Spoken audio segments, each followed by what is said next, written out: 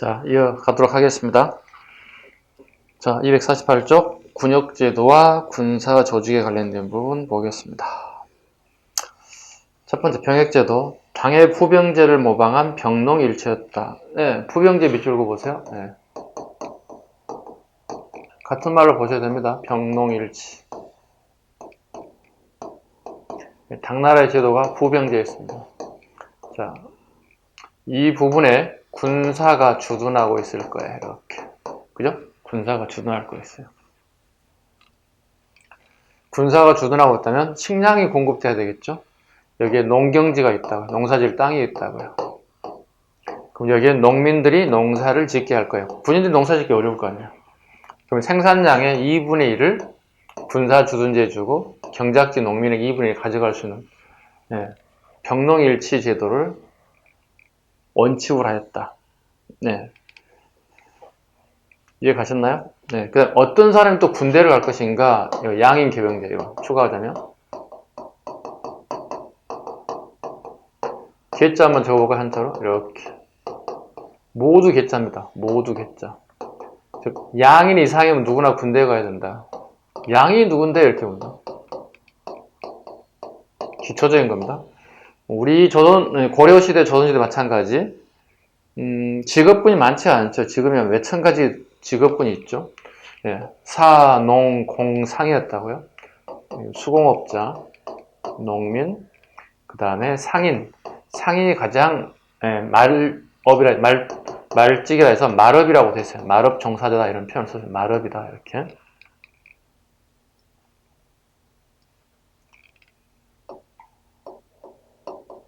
말업이다 이렇게. 농미 이상의 신분을 양이라 부르면 돼요. 네, 농미 이상 신분을 양이라 하는데. 중앙군은 대개, 교재 봐요. 중앙군은 대개 군호 출신의 세습적 군인으로 군인전을 지급받았다. 군인전.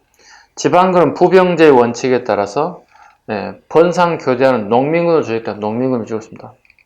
번상이란 말도 밑줄 그으시고요. 번상.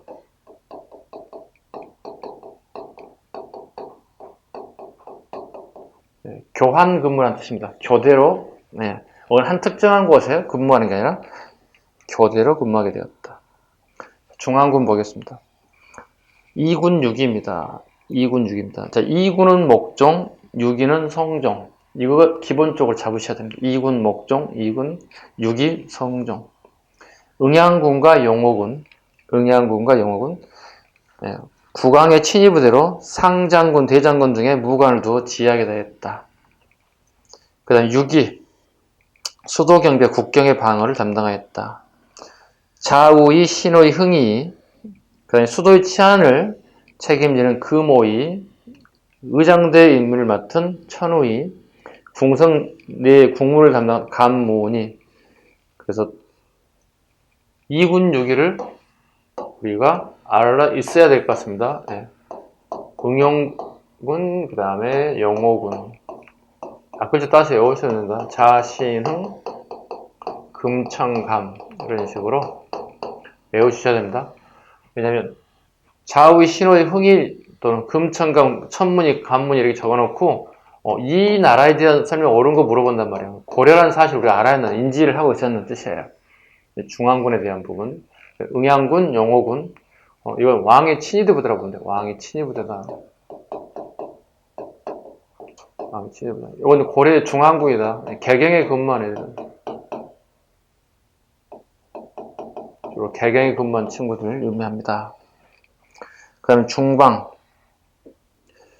무신 최고회의 기구였다. 무신들의 합자 기구였다. 무신 정변 이후에는 중치기구가 되었다. 중방은 무신 정권식이 처음 만든 기구가 아니라 고려 군사 합의체 기구였다는 거예요. 군사 합의체 기구였다. 그럼 무신 정권이 접어들면서 국가의 가장 중요한 합의체 기구였다. 무신 정권들에 의해서 여기서 정치도 하고 그다음 중요 사항도 논의하고 그리고 여기서 결정하는 기구였다. 평상시, 그러니까 무신 정권이 되기 전까지는 군인들이, 상장군과 대장군들이 군사에 대한 업무들을 주로 협의하고 결정했던 기구라면 무신 정권이 되면서 이 중방의 기능은 최고 기구로서 군사 합의체 기구 최고 기구로서 국가의 중대를 다 결정했다 보시면 되겠죠. 그 다음에 특징, 중앙군은 직업 군인으로 편성. 이들은 군적에 올라 군인제를 지급받았다. 군인전 몇 줄. 언제부터 군인제를 지급받았는지 끊임없이 물어보겠죠. 개정 전시과 때부터 군인제이 지급되었다. 외우라고 그랬죠. 어떻게? 좀 욕같지만, 쌍수로는 욕같지만, 군인들을 비하하는 뜻은 아니고요. 어이없으시기 바랍니다. 암기하기 한 방법이니까. 개군인. 개정 전시과 군인전이 지급되었다. 암기를 이렇게 하시면 여러분들이 기억이 오래 갈 겁니다.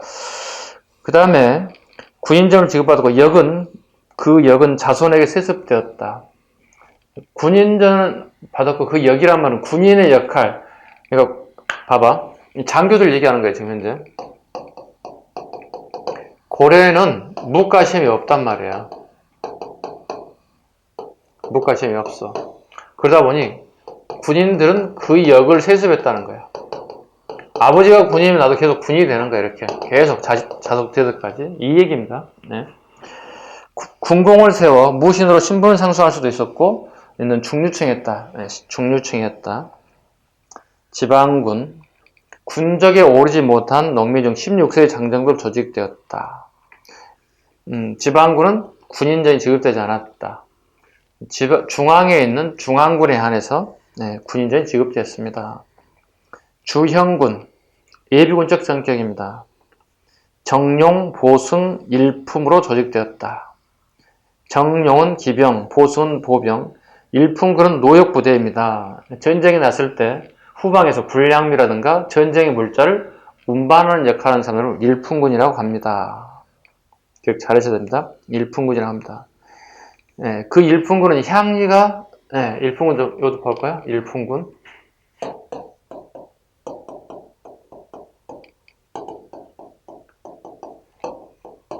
고려의 향리가 지휘권을 가집니다. 조선에도 일품군이 있습니다. 조선의 향리가 지휘권을 갖는지 물어본다. 갖지 않습니다. 되게 중요한 지문입니다. 되게 중요한. 별표 한 3개 할까요? 되게 중요한 지문. 그 다음 주진군. 상비군입니다. 상비군은 현역군이라는 뜻이야. 항상 언제든지 군 역할을 한다. 국경지방의 양계, 동계와 북계에 주전하는 상비군으로 자군, 우군, 초군으로 구성된다. 자군, 우군, 초군을 밑줄고 자군, 우군, 초군으로 구성되었고 주진의 성을 거점으로 지휘관은 도령이 밑줄고 구성. 도령의 지휘를 받아 국경 수비를 담당. 군량 확보를 위해서 둔전을 경자가했다. 이와 같은 토지를 우리는 둔전이라고 합니다. 둔전은 훗날 세분화되기 시작하죠. 군인들이 먹고 사는 땅이었다 해서 나중에는 군둔전이라고 합니다. 그 다음에 역의 기능이 있죠. 국가의 명령을 하더라도 역 건너가야 되겠죠. 이걸 역둔전이라고 그러죠. 둔전에는 이렇게 군둔전과 역둔전을 구분하게 됩니다. 군인들이 먹고 살 수 있는 땅들이다. 군둔전.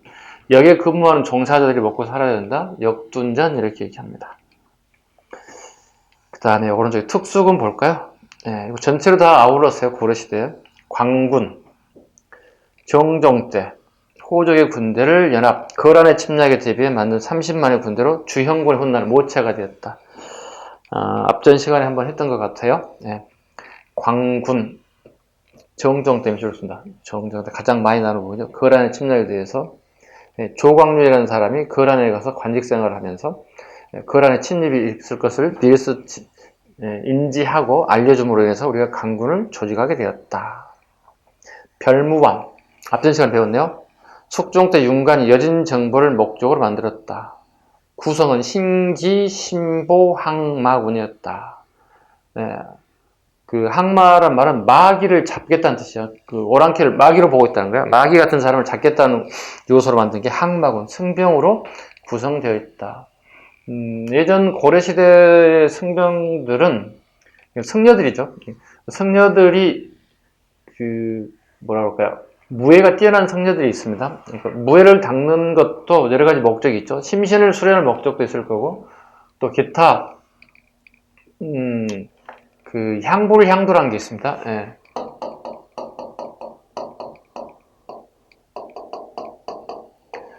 그 스님들이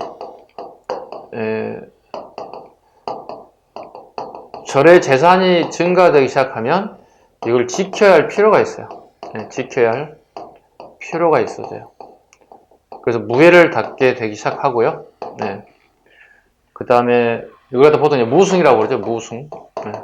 이런 역할, 좋은 의미로도 있겠지만 아주 안 좋은 의미의 뜻이기도 해요. 향불향도는 아주 안 좋은, 나쁜 의미, 나쁜 의미의 승려도 있습니다.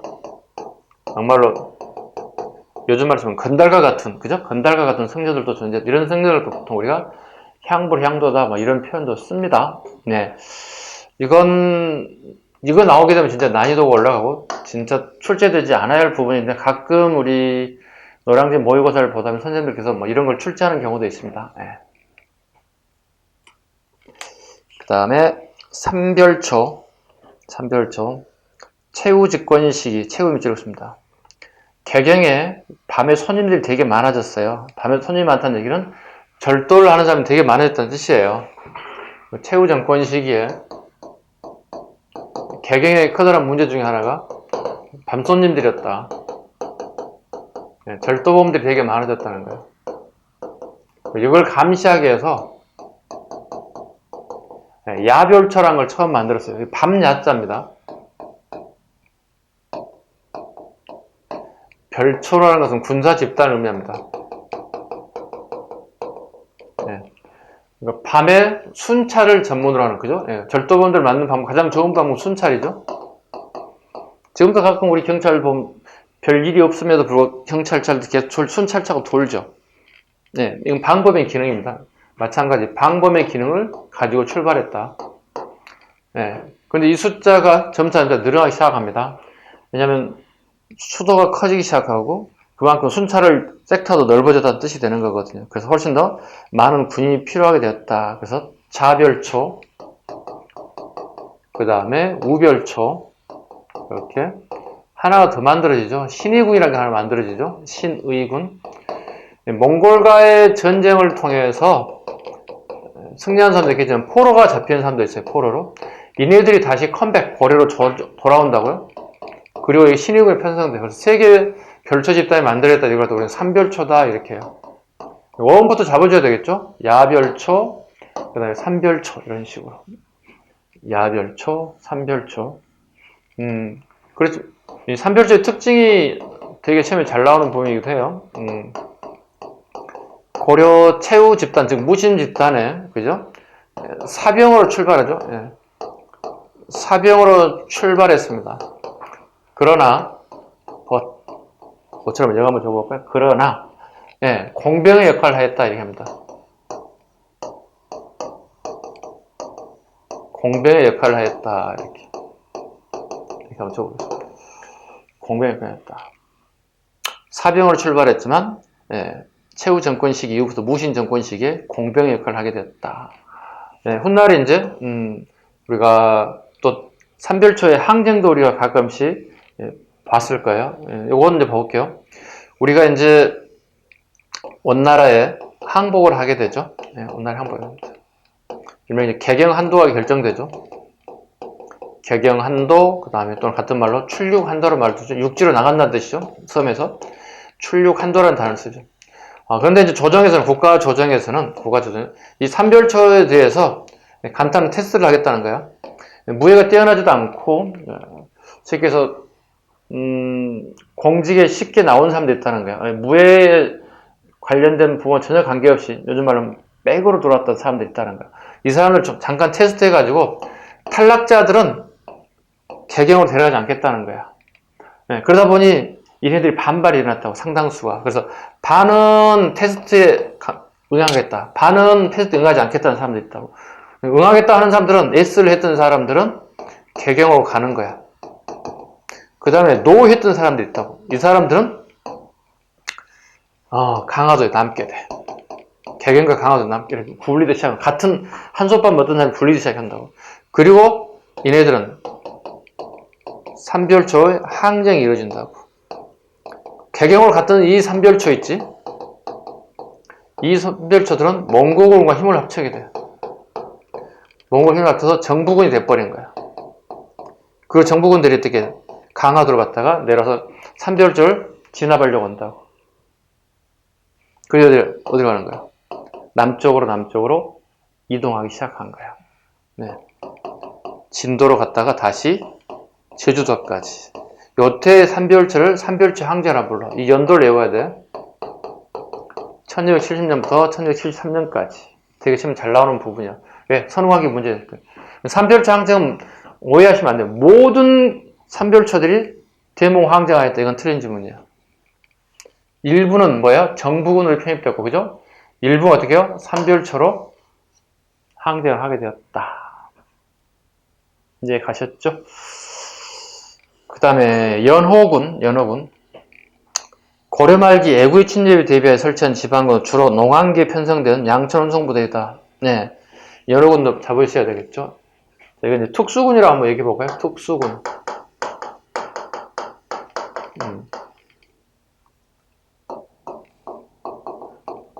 고려 말,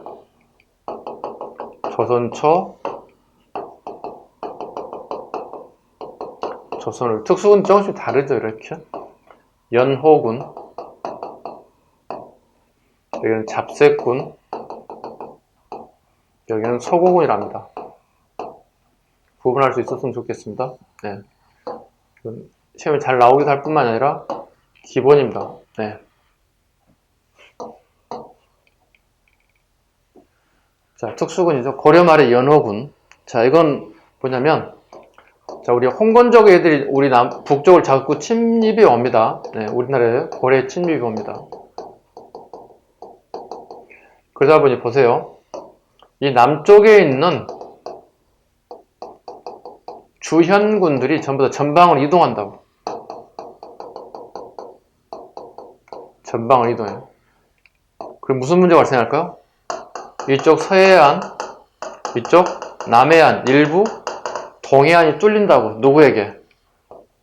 여기는 애구들에게 뚫린다고. 뻥 뚫린다고.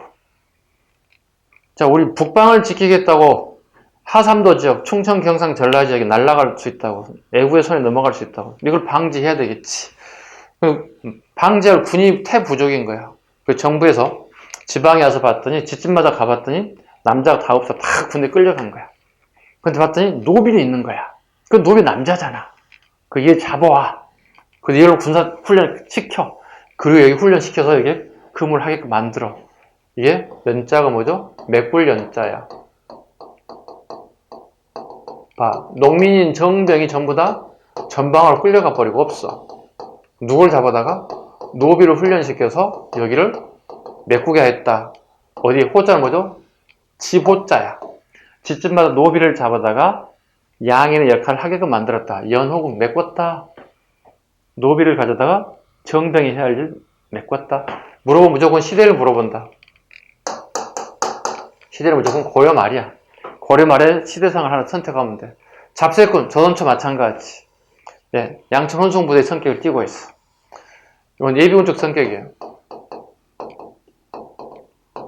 엄청나죠? 조선초의 군사가 적게는 80만에서 보인 포함해서 120만, 맥심 120만인가 보고 그 이에 별도의 잡새군 예비군들이 또 있다는 거야. 서고군 뭐죠? 조선 후기는 항상 이해할게. 임진왜란을 기점으로, 그죠? 임난을 기점으로 우리가 전개 후기를 나눈다고. 임진왜란을 보자고, 이제. 1592년 임진왜란이 발생하는데, 임진왜란을 기점으로 서고군이 만들어집니다. 서고군이 뭔지를 또 봐야 되겠죠?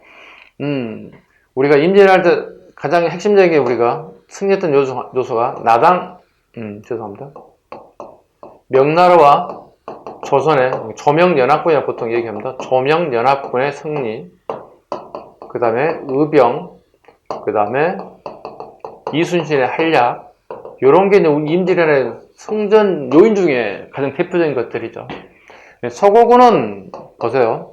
임진왜란 이후에 후기니까 임난 이후에 우리가 소고법을 사용합니다. 소고법은 뭐냐면 중국의 척계광이 쓴 기호신서라는 책이 있다고요. 알아두셔야 돼요. 기호신서는 일종의 병법서입니다. 병법서인데 병법서 핵심은 무기의 다양입니다. 무기의 다양성입니다. 무기의 다양성, 그 다음에 무기의 다양성을 통해서 적을 이기는 방법이에요. 적을 이기는 방법. 이걸 제안했어요.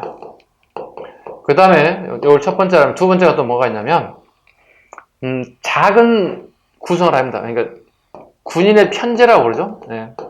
군인의 편제를 소수로 구성한다는 거예요. 소수로 300명, 400, 500명 구성하면 이 기동성이 떨어진다는 거예요. 그러니까 이게 맥심 한 30명 전후에서, 그죠? 30명 전후에서 주특기별로 구성한다는 거야. 주특기별로 구성해서 30명 가가지고 일종의 전투 능력을 상실하지 않고 싸울 수 있는 것, 제도를 만들었다. 이게 소고군이에요. 무기의 다양성. 우리 남성분들이 이걸 좀 이해 잘 할 수 있을 것 같아요. 군대를 다녀왔셨기 때문에. 선생님 군대를 다녀와서 잘 할 수 있는 내용이긴 한데, 보통 군대 가면 소대병력이라는 게 있습니다. 맥심 한 20명, 30명 정도로 구성됩니다. 1소대, 2소대, 3소대 이렇게.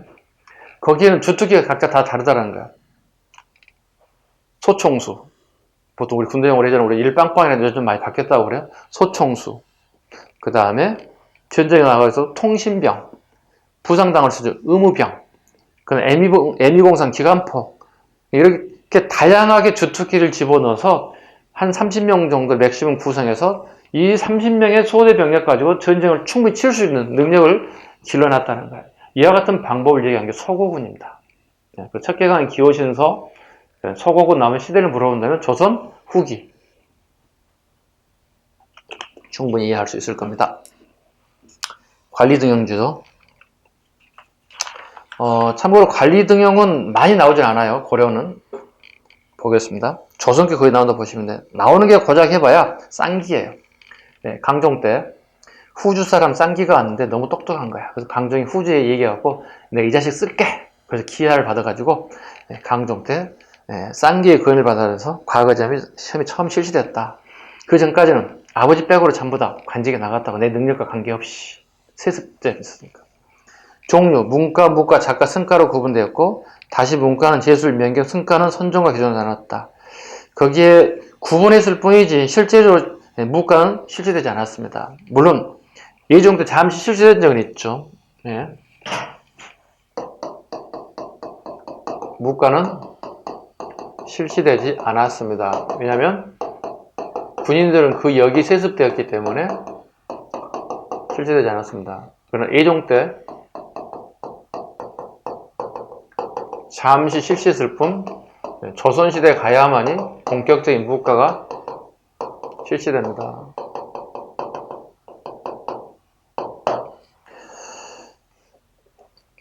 문과보죠. 제술업과 명경업이라고 합니다. 시, 부, 송, 책 등 문학적 재능과 정책을 시험하고 가장 중시되었다. 명경업, 시경, 서경, 역경, 춘추 등의 유교 경제에 대한 공부를 했다. 제술업, 명경업. 과거 시험이 지금 현재 두 가지로 보고 있는 거죠. 한 가지만 보고 있는 게 아니죠. 이것은 우리 훈구학의 영향을 받았다. 중국의 훈구학의 영향을 받았다. 그 전에 뭐가 있습니까? 분서경유와 밀접한 관련이 있습니다. 진시황의 분서경유와 밀접한 관련이 있다. 분서, 책을 태워버렸다. 유교경을 다 태워버렸다. 갱유, 유생들 전부 다 죽여버렸다. 왜냐하면 왕의 정책에 대해서 반대하는 부분에 대해서 진시황이 실전 정책, 분서경유. 그 결과 나머지 책들에서 사라졌기 때문에 그 나머지 책마저도 교육하고 그 다음에 고증하기 급했다, 급급했다. 그래서 중국에서 제술과 중국이 했던 제도를 우리 똑같이 가져왔더라. 보통 생원시라고 하죠. 생원시, 진사시 이렇게 얘기하죠. 줄여서 우리 보통 이렇게 생진과가 실시되었다 이렇게 얘기하죠. 생진과 이렇게. 생원시는 주로 이제 유교 경전을 공부하는 거죠. 유교 경전에 어떤 정도의 습득력을 가지고 있느냐. 요건 유교 경전을 기초죠. 경전은 기초가 되는 거고요. 경전은 기초이고, 여기에 시무책이라고 하죠. 시무책. 어떠한 개혁책을 얘기할 수 있어야 되는 얘기죠. 우리나라 지금 현재 뭐 전 세계적 우리나라뿐만 아니라 코로나가 세상을 뒤덮고 있죠. 이 코로나를 해결할 수 있는 방법이 뭐겠느냐? 당신 생각은 뭡니까? 다른 나라는 어떤 코로나 대안과 대책을 가지고 있습니까? 백신은 어느 정도 개발되고 있습니까? 언제쯤 어떻게 누구에 맞으셔야 됩니까? 이런 모든 구체적인 내용들을 적어낼 수 있는 것들, 제수업이라 합니다. 훨씬 더 시험을 보고 난 다음에 생원시와 진사 중에 여기를 훨씬 더 중시하겠다. 그래서 공부를 좀 하는 친구들은 진사시에 응하는 경우가 되게 많았다. 이건 고려와 조선의 공통점입니다. 더 높게 평가를 받았다. 잡과가죠. 법률, 회계, 지리, 의학, 천문, 산학 등 실용 기술학을 시험하여 기술관을 뽑았다. 승과, 교정시와 선종시 두 가지로 나눴다. 1차 합격자를 갖다가 대덕이라고 하는 법계를 하사했다. 공통점입니다. 교정, 선정 합격하면 무조건 대덕이라고 하는 법계를 하사했다. 그 다음에 묵과, 무관 선발십은 고려 사실상 묵과가 실시되지 않았습니다. 잠시 아까 했다시피 예정 때 잠시 실시한 적은 있지만 조선시대 가야 본격적 묵과가 실시된다. 응시, 정기적 시험으로 3년마다 보는 시험을 식년시, 이건 고려와 조선의 공통점. 3년에 한 번 보는 식년시. 2년마다 한 번 보는 경년시가 유용했다. 경년시 밑줄. 응시 자격, 기본적으로 고려와 조선 공통적으로 양인 이상 시험이 가능하다. 넘기시고요. 그 다음에 절차, 초시, 계수관시라고도 합니다. 국자감시, 초시 합격자, 그 다음에 국자감생, 사학 12도생 중 선발된 자들이 국자감의 시험을 치렀다. 예부시, 복시, 최종 합격자, 홍패와 등까지는 토일지고 최종 합격, 홍패, 붉은색 천 위에다 까만색 글씨로 합격 증패를 주는 것 같아요. 홍패. 성적에 따라 갑을병 이렇게 나뉘었다. 절차는 거의 출제되지 않는다고 보여서 큰 문제 없습니다. 단, 계수관시가 뭐가냐고 물어본다는 정도를 알아야 됩니다. 지역에 따라서 개경시, 서경시, 향시로 구분하여 상공, 향공, 빈공을 선발하였다. 그 다음에 자주와 문생제도. 과거에 합격한 사람은 문생의 시험관인 자주, 직원과의 결속을 강하게 하여 그들의 도움으로 쉽게 간직에 진출해서 문벌 사회를 강화시켰다. 자주와 문생 관계. 자, 과거 폐수자들은 지공고로부터 합격 당락이 결정되겠죠. 지공고란 과거 시험을 총괄하는 사람이다 말씀드렸습니다. 그리고 자주와 문생 관계가 예를 들어 스승과 제자 관계가 이루어지더라. 나는 지공고로부터 배운 적이 없어요. 지공고는 국가 공무원이니까 거의 문화시 중이니까 거의 대부분. 스승과 제자 관계 됐다는 얘기는 부패가 될 수 있다는 겁니다. 그래서 이건 조선에 오면서 이건 사라지게 됩니다. 부패할 수 있는 것들을 굳이 조선이 새로운 나라직을 가져다 쓸 필요가 없는 것들이니까 사라질 수밖에 없다. 그 다음에 음서제입니다. 공신과 왕족이 자손 오픈의 고위 관료자들에게 구분해야 되겠죠? 고려 5품 이상의 고위 관료자들, 2품의 고위 관료자들, 단 A적인 게 하나 있다. 3품이 가능한 경우가 있다. 그걸 대가제라고 한다. 왕의 어떤 그 특혜를 받는 사람들이다. 3품인데도 불구하고 왕의 총애를 받는 자식이 과거 시험 패스 계속 떨어지는 합격하지 못한다, 필수하지 못한다. 이때 대가제라고 하는 명칭을 통해서 왕의 특혜를 받을 수 있다. 의외로 예의적입니다. 그 다음 특징, 음서제도는 가거제보다 중시되었다. 어느 시기에? 고려가. 음서에 더 효과를 보는 게, 승진이 더 빠른 게 고려가 훨씬 더 빨랐다. 승진에 있어서 고려가 훨씬 더 빨랐다. 조선보다. 조선 전혀 아닙니다. 조선 능력별로 가는 겁니다. 훨씬 더 개방된 사회이고 능력을 중시하는 사회가 됐겠죠. 자, 음서 출신자는 관직의 승진의 제약에 관계없이 대부분 고위 관직에 올랐었다. 중요한 질문입니다. 또한 정치적으로 음서 혜택을 받아 관료로 지위를 세서받았고 경제적으로 공음전 혜택을 받아 공음전을 입증했습니다. 공음전의 혜택을 받습니다. 음서를 갖춘 사람들에게 공음전 혜택을 받았다. 범위, 왕족이나 공신의 경우 음서의 범위가 넓어서 친가, 애가, 먼 자손까지 적용되었다. 5품 이상의 경우 아들, 손자, 3품 이상의 경우 수양자, 사이, 조카, 동생까지. 조선은 좀 다르죠. 조선은 직계 자식에게만, 직계 자식 1인에게만. 고려는 되게 다양성을 띠고 있다. 다양하게 하다못해 사이에까지도, 직계 가족은 물론이고 사이에까지도 혜택이 주어졌다. 사이, 조카, 동생에까지도 적용됐다. 통상 이게 이제 어떤 사람에게 음서 혜택을 줄 것인가 보통 기준을 잡아줄 거 아니에요, 그죠? 보통 우리가 기준을 보통 한 17세, 18세를 기준으로 잡는데요. 근데 고려는 좀 웃기는 게 최하 5세짜리도 음서의 혜택을 받는 경우가 있습니다. 5살에 벌써 관직을 받았다는 거예요. 5살에 관직을 받고 뭘 받는 거예요? 녹봉을 받는 거예요. 원래 17세, 18세 돼야만이 이런 기준을 잡아놨다고 이렇게 일종의 성인 기준으로 본다고 이렇게 보통 우리가 16세 이상을 보통 장정이라서 16세 이상을 성인으로 봤단 말이에요. 그러면 최소한으로 16, 18 돼야만이 음서의 혜택을 받는 거예요. 원칙은 이렇다는 거예요. 그런데 고려 5세, 10세, 12세 채 나이가 차지 않았음에도 불구하고 음서 혜택을 받는 경우가 있더라. 고려 관료 체제의 귀족적 특성을 지니고 있음을 잘 보여주고 있더라. 됐죠? 이렇게 해서 과거제도 시험까지 해서 이제 오전 수업을 마무리하고 좀 쉬어가겠습니다. 문벌 귀족부터는 좀 쉬어가겠습니다. 자, 마치겠습니다.